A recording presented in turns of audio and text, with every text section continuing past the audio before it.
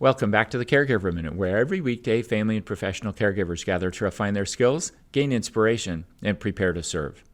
A lot of us are working hard to improve the habits in our lives, and we're working to try to help those we're serving have the best habits possible as well. Habits are built on a pattern of a cue that leads to a routine that results in a reward. And when it comes to improving our habits, many of us make the mistake of trying to focus on both the routine and the reward. We try to change everything up, and it's often unsuccessful. I think one of the biggest mistakes we make with our habits is trying to change too much. If we just focus on getting the reward that we're craving in a more effective way, we often can have a great deal more success, because the habit loops that we've formed are pretty ingrained in a lot of cases. Let me give you an example of what this could look like. Several months ago, I was working with a client who had a very well-defined habit of getting home from work, feeling exhausted, and that was kind of the cue to go to the couch, turn on the television, and grab a bag of chips and sit there and eat the whole bag of chips. Now, the routine was pretty well established. The cue was, it's the end of the day and I'm tired, so I want to relax. And the routine was to get on the couch and grab a bag of chips. When we talked about the reward, though, and I said, what is it about eating those chips that offers you some pleasure? He said, well, I love the salt and I love the crunch.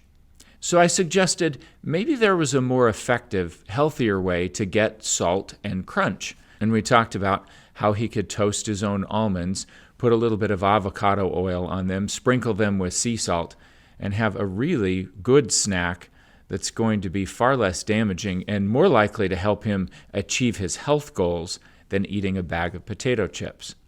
In other words, he didn't have to change very much at all. The cue was going to be the same. He was still going to engage in the same routine, with the slight difference that instead of reaching for the chips, he was going to reach for his almonds. When I talked to him a couple of weeks later, he said he had never gone back to the chips.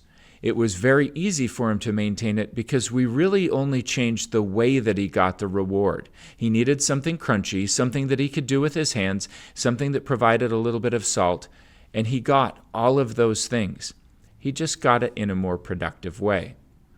So today, I invite you to consider any of the habits that are going on in your life or that you're trying to help others improve, and try to identify what the cue is and what the routine is that you or they go through and what the reward is, and consider whether there's a more productive way to get the same reward and not have to change anything else about that habit loop.